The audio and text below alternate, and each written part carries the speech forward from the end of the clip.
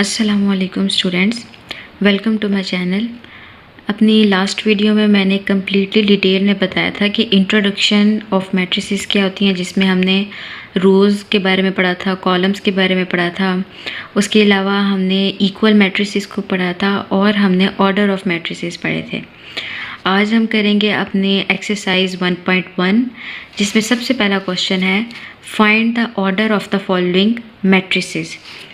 Order find out करने का criteria जो है वो मैंने कम्प्लीटली अपनी लास्ट वीडियो में बताया था, और यहाँ पे क्वेश्चन स्टार्ट करने से पहले भी हम उसको पढ़ेंगे कि कोई भी हमारे पास मैट्रिक्स हो तो उसका हम ऑर्डर किस तरह फाइंड करते हैं। ऑर्डर फाइंड आउट करने का फार्मूला होता है m/n। ये फार्मूला है जिससे हम ऑर्डर फाइंड आउट करते हैं।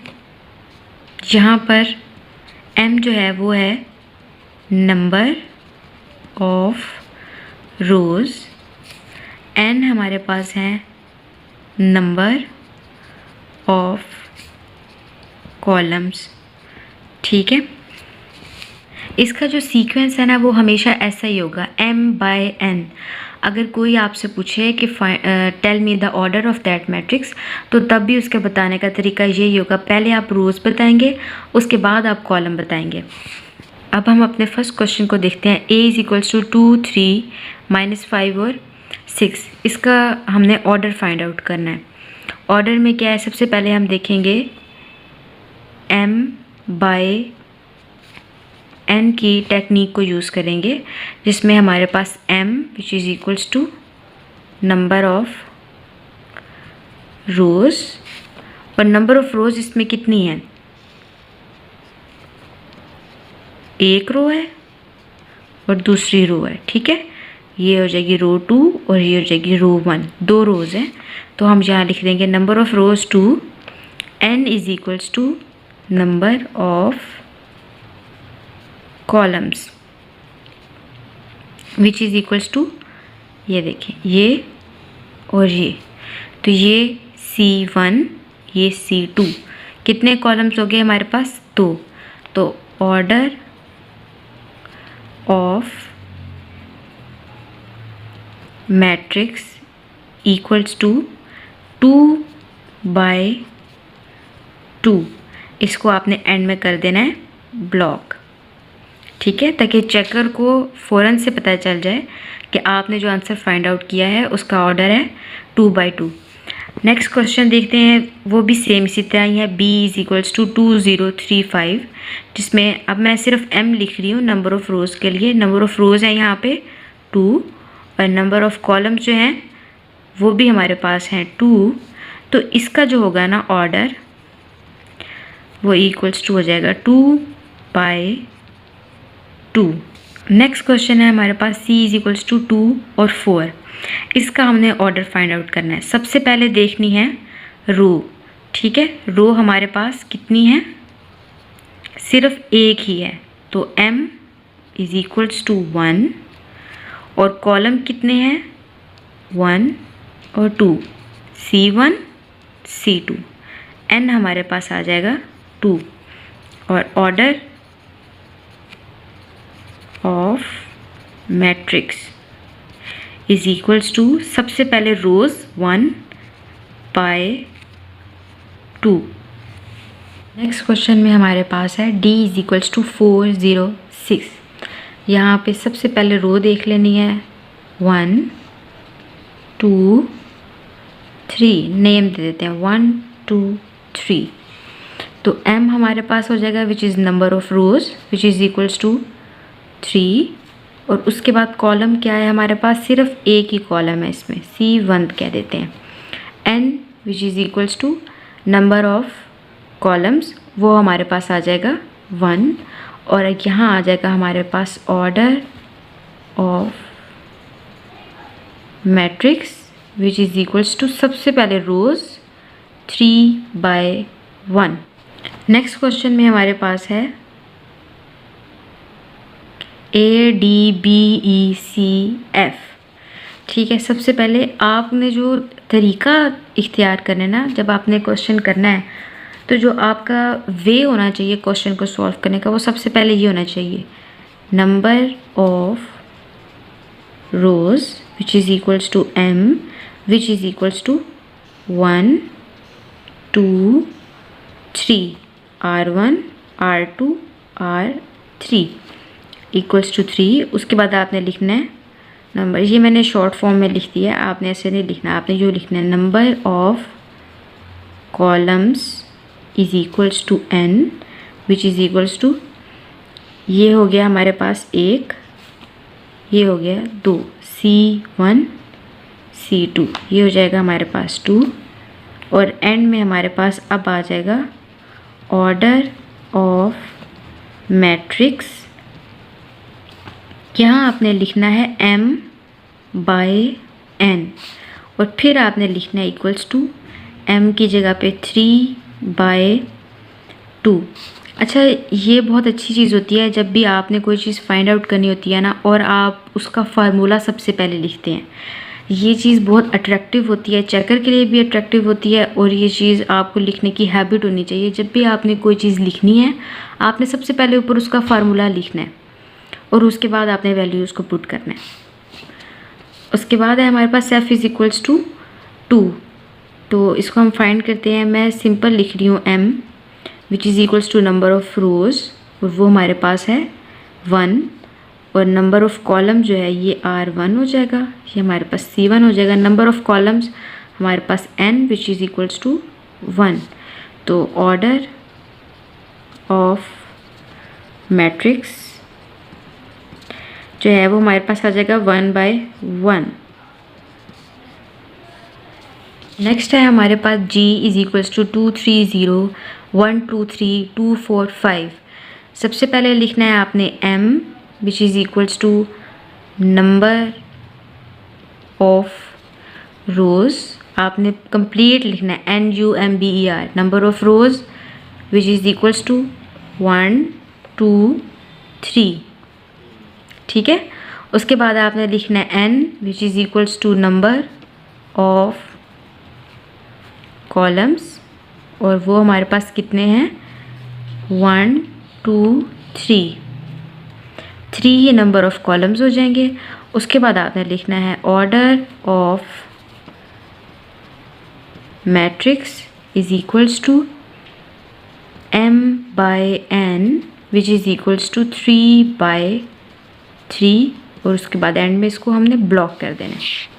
और जो हमारा लास्ट क्वेश्चन है ये, इसमें हमारे पास दिया हुआ है h इज़ इक्वल्स टू 2 3 4 1 0 6, जिसमें हमारे पास number of rows m which is equals to 1 2 आ गई है और number of columns n is equals to 1 2 3 आ जाएगा और उसके बाद हम लिख देंगे order of matrix is equals to m by n और फिर आपने लिखना है 2 बाय 3 और एंड में आपने इसको ब्लॉक कर देना है। ओके स्टूडेंट्स, अब हम करेंगे अपना सेकंड क्वेश्चन। सेकंड क्वेश्चन में वो हमें क्या कहते हैं कि which of the following entries matrices are equal. ये गिवन मैट्रिसेस हैं और इनमें से उन्होंने पूछा हुआ है कि कौन सी मैट्रिसेस हमारे पास इक्वल हैं।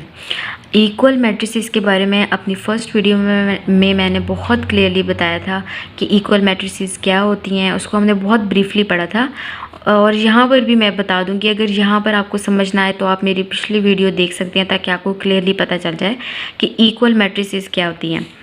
यहाँ पर भी मैं आपको बता देती हूँ, अपने क्वेश्चन स्टार्ट करने से पहले हमें पता होना चाहिए कि इक्वल मैट्रिसेस होती क्या है। Matrices are said to be equal if, पहली कंडीशन उसकी क्या है, order of a matrix A, यानी कि कोई भी एक मैट्रिक्स है उसका ऑर्डर इक्वल्स टू होना चाहिए ऑर्डर ऑफ मैट्रिक्स बी। अब जब भी हमने इक्वलिटी चेक करनी होती है हमें 2 3 4 जितनी भी मैट्रिसेस हैं, बट कम से कम हमें 2 तो चाहिए होती हैं जिसमें हम ऑर्डर चेक करें। तो जो 2 मैट्रिसेस हैं उसमें हम सबसे पहले चेक करेंगे कि पहली का ऑर्डर दूसरी मैट्रिक्स के ऑर्डर के इक्वल है या नहीं है, यानी m बाय n से जो हम एक ऑर्डर चेक करते हैं वो दूसरे के ऑर्डर के इक्वल है या नहीं है। अगर एक मैट्रिक्स का ऑर्डर दूसरे मैट्रिक्स के ऑर्डर के इक्वल होगा तभी हम उसकी कंडीशन बी तक जा सकते हैं। ऐसा नहीं होगा कि पहले आप सेकंड को देख लें उसके बाद, बल्कि सेकंड तो इक्वल हो ही नहीं सकती अगर फर्स्ट इक्वल ना हो तो। ठीक है, सबसे पहले फर्स्ट कंडीशन देखना है, अगर ये इक्वल आ जाती है तो फिर हम सेकंड की तरफ जाएंगे। अच्छा, एक चीज़ यहाँ पे ये है कि ऐसा नहीं हो सकता कि एक कंडीशन आपकी सेटिस्फाई हो रही है दूसरी नहीं हो रही तो वो इक्वल मैट्रिसेस नहीं होंगी। दोनों कंडीशन का सेटिस्फाई करना ज़रूरी है। कॉरेस्पॉन्डिंग इंट्रीज स्टूडेंट्स को समझ में नहीं आती। तो कॉरेस्पॉन्डिंग इंट्रीज क्या होती हैं कि अगर हमारे पास ABCD एक मैट्रिक्स है और EFGH दूसरी मैट्रिक्स है, क्योंकि इन दोनों का ऑर्डर सेम है तभी हम इसकी कॉरेस्पॉन्डिंग इंट्रीज चेक कर रहे हैं। तो A और E ये आपस में कॉरेस्पॉन्डिंग इंट्रीज है। इंट्रीज ये होती है ABCD, ये इंट्रीज हैं, इनको एलिमेंट्स भी कहा जाता है, इंट्रीज भी कहा जाता है। तो पहली के इक्वल होगी, इसको कहते हैं कॉरेस्पॉन्डिंग इंट्रीज। ये इसके कॉरेस्पॉन्डिंग इंट्री है, ये इसके कॉरेस्पॉन्डिंग इंट्री है और ये इसके कॉरेस्पॉन्डिंग इंट्रीज हैं। ठीक है। अच्छा, क्वेश्चन में हमें दी हुई हैं 10 मैट्रिसेस। यहाँ से सबसे पहले हम जिनका एक जैसा ऑर्डर होगा ना उनको सेपरेट कर लेंगे, उसके बाद इससे हमारे लिए इजी हो जाएगा और उसके बाद हम उनकी कॉरेस्पॉन्डिंग इंट्रीज़ को देखेंगे कि उनकी वो है भी या नहीं है। पहले सिंप्लीफाई कर लेते हैं, ये हमारे पास ठीक है, ये भी ठीक है। यहाँ पे हमारे पास गिवन है C इज़ इक्वल्स टू 5 - 2। 5 - 2 इसको हम सही तरीके से लिख देते हैं। C इज़ इक्वल्स टू, ऊपर ही मैं लिख देती हूँ, 5 में से 2 गए 3। ये अब हमारे पास सही वाली मैट्रिक्स है। ये 5 - 2 लिखा हुआ था, ये ठीक है, ये भी ठीक है, ये भी ठीक है। ये देखते हैं, यहाँ पे हम इसको सही कर लेते हैं। G इज़ इक्वल्स टू 3 - 1 हो जाएगा 2 और 3 + 3 हो जाएगा 9। ये अब सही तरीका है। ठीक है, यहाँ पे दूसरे तरीके से लिखा हुआ था। H ठीक है, I को भी हम ठीक कर लेते हैं। I इज़ इक्वल्स टू 3 और 3 + 2 5। और जो J मैट्रिक्स है वो तो सारी ही इन्होंने इस तरह से लिखी हुई है, इसको सही कर लेते हैं। 2 + 2 4, 2 - 2 0, 2 + 4 6, 2 + 0 2।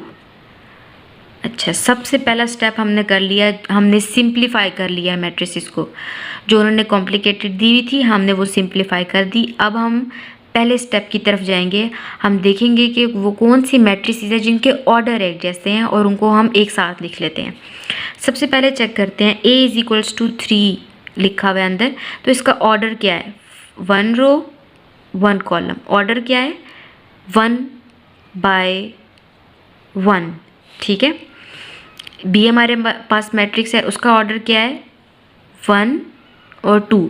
1 यहाँ पे लिख देती हूँ, 1/2 इसका ऑर्डर है। ठीक है। इस मैट्रिक्स का क्या ऑर्डर है? 1/1। उसके बाद जो D मैट्रिक्स है उसका क्या ऑर्डर है? 5।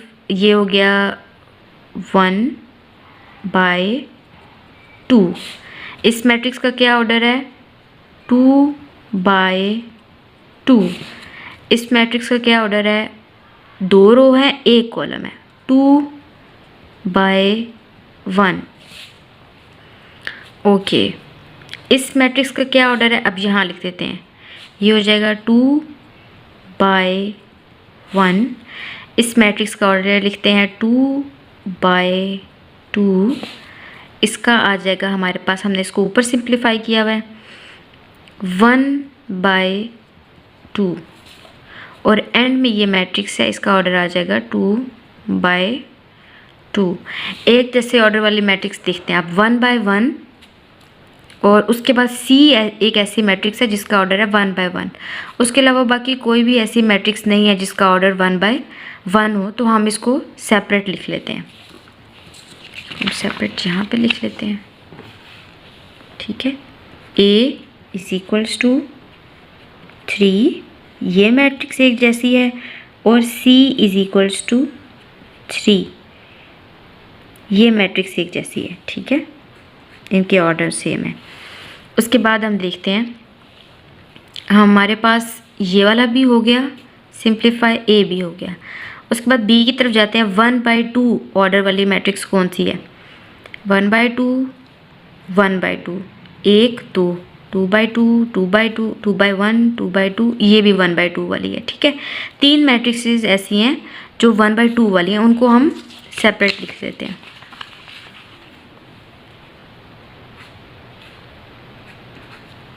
पहली क्या है? B which is equals to 3 5। उसके बाद हमारे पास है D which is equals to 5 और 3। उसके बाद है हमारे पास कौन सी मैट्रिक्स जिसका ऑर्डर है 1/2, वो है I which is equals to 3 और 5। ठीक है, उसके बाद अब हम देखेंगे कि नेक्स्ट ऑर्डर वाली क्या सेम है या नहीं है। ये भी हो गया, ये भी हो गया, ये भी हो गया। अच्छा, ये हमारे पास है नेक्स्ट 2/2 ऑर्डर वाली मैट्रिक्स। अब देखना है कि बाकी कोई 2/2 मैट्रिक्स है या नहीं है। एक ये हो गई और ये 2/1, 2/2 और ये भी 2/2 है। ठीक है, 2 मैट्रिक्सेस ऐसी हैं, 3 जो 2/2 वाली हैं, उनको हम एक साथ लिखते हैं। E is equals to 4 0 6 2। उसके बाद है हमारे पास 2/2 वाली H which is equals to 4 0 6 2। ठीक है, और उसके बाद हमारे पास है J which is equals to 4 0 6 2। J matrix हमारे पास सिंप्लीफाई करने के बाद आई थी और बाकी दोनों मैट्रिक्स हमारे पास पहले से ही थी। अच्छा, अब एंड में हमारी कौन सी? ये भी हो गई सिंप्लीफाई। अब ये रह गई है F इज इक्वल्स टू, ये 2/1 है, 2/1, ये भी 2/1 है, G भी। और कौन सी 2/1 है? और कोई भी नहीं है। 2 ऐसी मैट्रिसेस हैं जो 2/1 वाली हैं, उनको हम एक साथ लिख देते हैं। उसके बाद हमारे पास G which is equals to 2 और 9। अच्छा, यहाँ पे देखें, अब हमारे पास ऑर्डर जो है ना वो सेम आ चुका है। जो सेम ऑर्डर वाली मैट्रिसेस थी वो हमने सेपरेट कर ली हैं। इसका मतलब जो हमारे पास कंडीशन नंबर 1 है ना, वो हमने यहाँ पे सेटिस्फाई कर दी है। ठीक है, 2 मैट्रिक्सेस के इक्वल होने के लिए जो फर्स्ट कंडीशन थी वो हमने सेटिस्फाई कर लिया है। अब सेकंड कंडीशन है कि क्या इनकी कॉरेस्पॉन्डिंग एंट्रीज भी इक्वल हैं या नहीं है। जिस मैट्रिक्स की ऑर्डर सेम है उनके हम कॉरेस्पॉन्डिंग एंट्रीज को चेक करेंगे। अगर वो सेम होगी तो वो दोनों मैट्रिक्सेस आपस में इक्वल होंगी। पहले फर्स्ट ऑर्डर का देख लेते हैं। 1/1 ऑर्डर की जो हमने देखी थी, इसमें 3 है, इधर भी 3 है, कॉरेस्पॉन्डिंग एंट्रीज बिल्कुल सेम है। इसका मतलब A इक्वल्स टू C आ जाएगा। ये कंडीशन होगी सेटिस्फाई। उसके बाद ये हमारे पास थी 1/2 वाली ऑर्डर की मैट्रिसेस, इसको हम चेक कर लेते हैं। ये हमारे पास 3 5 5 3 3 5 3 5 और 3 5 कॉरेस्पॉन्डिंग एंट्रीज B और I की सेम है। इसका मतलब B is equals to I आ जाएगा। ठीक है, आपने ब्लॉक कर देना इसको। थर्ड में हमारे पास ये ऑर्डर थी 2/2 की, 4 0 6 2 4 0 6 2 4 0 6 2। तीनों की कॉरेस्पॉन्डिंग एंट्रीज सेम है, तो हम कह देंगे कि E is equals to H and which is equals to J। Last में हमारे पास 2/1 ऑर्डर की 2 6 और 2 यहाँ पे आ गया, सॉरी 6 आएगा यहाँ पर भी, इसका मतलब ऊपर भी मिस्टेक है, 3 यहाँ पे 6 आएगा। ठीक है, ये आ जाएगा 2 6 2 6 और हमारे पास एंड में आ गया F is equals to G। ये दोनों आ गई सेम। सो हमारे पास जो कंडीशन सेकंड है वो भी सेटिस्फाई हो गई है। ठीक है, फर्स्ट कंडीशन के लिए ऑर्डर का एक जैसा होना ज़रूरी है और सेकंड कंडीशन के लिए कॉरेस्पॉन्डिंग एंट्रीज का एक जैसा होना ज़रूरी है। तो इस क्वेश्चन में A is equals to C है, B is equals to I है, E is equals to H और which is equals to J है और F is equals to G है। अब हमारे पास है क्वेश्चन नंबर 3, लास्ट क्वेश्चन है एक्सरसाइज का, जिसमें हमने फाइंड करनी है वैल्यूज़ ए बी सी और डी की विच satisfy the matrix equation. Satisfy का मतलब क्या है? सेटिस्फाई मीन्स अगर हम यहाँ पर ए बी सी और डी की वैल्यूज़ को पुट करें तो ये वाली मैट्रिक्स जो है वो इस वाली मैट्रिक्स के इक्वल आ जाए, तो इसका मतलब ये होता है कि ये सेटिस्फाई कर रही है इक्वेशन को। ए बी सी और डी की वैल्यूज़ जो हैं वो इक्वेशन को सेटिस्फाई कर रही हैं, यानी कि मैट्रिक्स ए जो है वो मैट्रिक्स बी के इक्वल आ गई है। अच्छा, अब यहाँ पे कुछ पॉइंट्स हैं कि ए बी सी और डी जो है ना हमारे पास वो हैं वेरिएबल्स, ठीक है, और बाकी जो 1 2 3 4 होते हैं ना इनको हम कहते हैं कॉन्स्टेंट्स। वेरिएबल्स वो वैल्यूज़ होती हैं जो हमने फाइंड आउट करनी होती हैं, जो अननोन होती हैं, हमें उनके बारे में नहीं पता होता।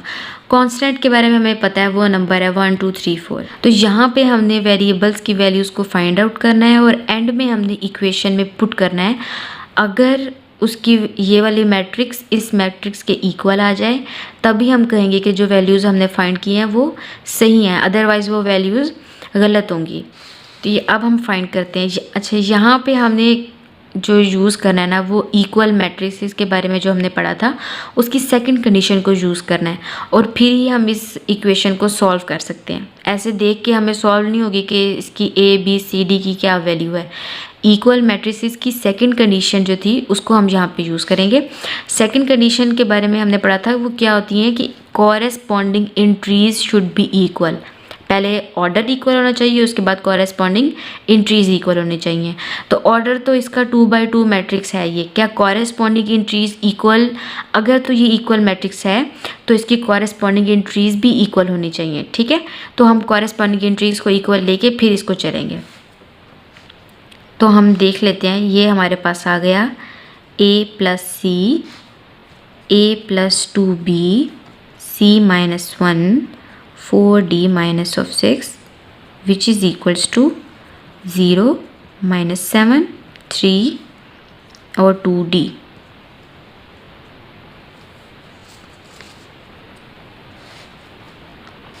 अब देखते हैं इसकी कॉरेस्पॉन्डिंग एंट्रीज को। a प्लस सी इसकी है, a plus 2b minus 7, c minus of 1 3, 4d minus of 6, ये लिख लेते हैं यहाँ पे a प्लस सी। अब हम इसको बाहर निकाल रहे हैं, बाहर निकालेंगे, उसको सॉल्व करेंगे, फिर इसमें पुट करेंगे। a plus C is equals to 0, ये हमारे पास पहली इक्वेशन आ गई है। दूसरी क्या बनती है हमारे पास? a प्लस 2b जो है ना वो इक्वल्स टू है माइनस 7 के, ये हमारे पास आ गई सेकंड। थर्ड में क्या है? c minus of 1 equals to है 3 के, ये हमारे पास है थर्ड। और फोर्थ क्या है? 4d minus of 6 equals to है 2d के। अब यहाँ पे 4 कंडीशन हमें जो गिवन है ना इनको हमने सॉल्व करना है और हमने a b c और d की वैल्यूज़ निकालनी है। पहली कंडीशन को देखें, a plus C is equals to 0, तो ये भी वेरिएबल है, ये भी वेरिएबल है, तो हम कैसे वैल्यू निकालेंगे? इसको हम फ़िलहाल नहीं यूज़ कर सकते। a plus 2b is equals to minus 7, यहाँ पर भी 2 वेरिएबल्स एक साथ यूज़ हो रहे हैं, तो हम एक वेरिएबल का आंसर किस तरह से निकालेंगे? हम नहीं निकाल सकते क्योंकि दोनों ही अननोन है। हमने वो वाली इक्वेशन ढूंढनी है जिसमें एक वेरिएबल गिवन होगा, उसको हम सॉल्व करेंगे और फिर उसके बाद हम बाकी में पुट करके बाकी इक्वेशंस में से हम वेरिएबल्स की वैल्यूज़ को निकालेंगे। थर्ड को देखें, c minus 1 is equals to 3, अब यहाँ पे सिर्फ एक वेरिएबल है। और फोर्थ को देखिए 4d minus 6 is equals to 2d, यहाँ पर भी एक वेरिएबल है। तो यहाँ पहले इसको सॉल्व कर लें या इसको सॉल्व कर लें, आपकी अपनी मर्ज़ी है। देखने में ये सिंपल लग रहा है तो पहले हम इसको सॉल्व कर लेते हैं। हम यहाँ लिखते हैं फ्रॉम इक्वेशन नंबर 3 आपने रेफरेंस ज़रूर देना है कि हम इक्वेशन नंबर 3 को यूज़ कर रहे हैं, उसके बाद आपने सॉल्व करना है ताकि चेकर के लिए भी आसानी हो, आपके लिए भी आसानी हो। तो यहाँ पे हम लिख लेते हैं C-1 is equals to 3।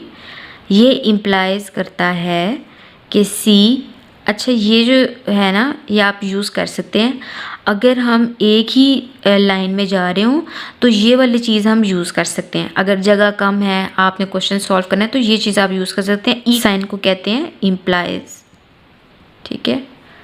General knowledge के लिए ऐसे बता रही हूँ, आगे क्योंकि यूज़ होगा तो आपको मुश्किल ना हो। C-1 इज इक्वल्स टू 3 है, C इज इक्वल्स टू 3। अब -1 है, मैथ के रूल के मुताबिक अगर हम एक इक्वेशन से इक्वालिटी की दूसरी साइड पे जाएंगे, मतलब इक्वालिटी के इस साइड पर भी एक इक्वेशन है, दूसरी साइड पर भी एक इक्वेशन है, तो हम किसी भी नंबर को अगर लेफ़्ट से राइट पे लेके जाएं या राइट से लेफ़्ट की तरफ लेके जाएं तो प्लस का हो तो माइनस का हो जाता है, माइनस का हो तो प्लस का हो जाता है। अगर वो नंबर मल्टीप्लाई हो रहा हो तो वो डिवाइड हो जाता है दूसरी साइड पे जाके।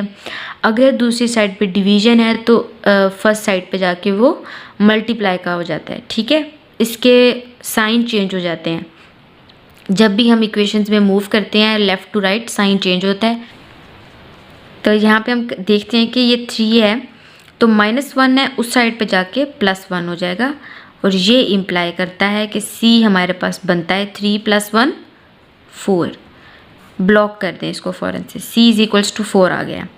उसके बाद C4 आ गया। अब देखिए कि इक्वेशन में हमारे पास C है तो C की वैल्यू को उसमें पुट कर देंगे तो हमारे पास वो वाली इक्वेशन भी सॉल्व हो जाएगी। या तो पहले ये कर लें या फिर हमारे पास सेकंड इक्वेशन में भी इजीली सॉल्व हो रहा था तो हम पहले इसको भी सॉल्व कर सकते हैं। हम लिख लेते हैं कि फ्रॉम इक्वेशन नंबर 4 हमारे पास है 4D - 6 is equals to 2D, ठीक है। तो यहाँ पे लिख दिया 4D। अच्छा, अब ये यहाँ पे कन्फ्यूजन वाला पॉइंट है, 4D को उधर लेके जाएं या 2D को इधर लेकर आएँ। स्टूडेंट कंफ्यूज है कि क्या करें। तो आपने क्या देखना है कि वो वेरिएबल जिसके साथ ग्रेटर है ना उसको आपने नहीं छेड़ना। हमेशा बड़ी को बड़ा नंबर भी है और पॉजिटिव भी है, फिर तो आपने उसको बिल्कुल नहीं छेड़ना, ठीक है। आपने बाकी जो छोटे छोटे नंबर्स हैं ना उनको उसके पास लेकर आना है ताकि उसका साइन जो है वो ख़राब ना हो। अगर ये यहाँ चला गया तो ये -4D हो जाएगा और फिर -2D में आंसर आएगा, नेगेटिव में आंसर आएगा। हमने तो वो करना नहीं है, ठीक है। तो हमने जो भी बड़ा वेरिएबल के साथ बड़ी वैल्यू हो उसको हम उसी के साइड पे रखते हैं, छोटी वाली को उसकी तरफ लेकर आते हैं। ये मैथ का तरीका होता है। तो 2D जो है उसको इधर लेके आना है, -2D, ठीक है। वेरिएबल्स को इकट्ठा करेंगे, कांस्टेंट को अलग करेंगे। यही हमारा तरीका होता है हर इक्वेशन को सॉल्व करने का। जब भी हमने वैल्यू निकालनी हो हम वेरिएबल को इकट्ठा करते हैं, कांस्टेंट को अलग करते हैं। 4D - 2D is equals to minus का 6 है, प्लस का 6 हो जाएगा। और यहाँ पे क्या बन गया 4D 2D is equals to 6 और ये इम्प्लाइज करता है D is equals to 6 divided by 2 और ये इम्प्लाइज करेगा D is equals to 3। D का आंसर आ गया। अब हम दोनों आंसर आ गए हैं। अब हम बाकी जो वैल्यूज़ हैं ना उनको हम इजीली फाइंड आउट कर सकते हैं। इक्वेशन नंबर 1 में जाते हैं। A + C is equals to 0। A + C की क्या वैल्यू है 4 इक्वल्स टू 0। तो हम लिखेंगे A + 4 इक्वल्स टू 0 और ये इम्प्लाइज कर देता है कि A इज इक्वल्स टू उस साइड पे चला जाएगा -4। A का आंसर आ गया जी -4। नेक्स्ट इक्वेशन रह गई थी A + 2B is equals to -7। A की वैल्यू पुट करते हैं -4 + 2B is equals to -7। -4 + 2B is equals to -7। Variable वाली वैल्यू सेपरेट कर देंगे और कांस्टेंट को अलग कर देंगे। -7 कांस्टेंट उधर गया, +4 ये हो गया 2B is equals to -3। B is equals to -3 है। हमें सिर्फ B की वैल्यू चाहिए, 2B की नहीं चाहिए। इसीलिए और मैंने ये बताया था कि जब यहाँ पे कोई नंबर मल्टीप्लाई हो उसको हम दूसरी साइड पे लेके जाएं तो वो डिवाइड होता है।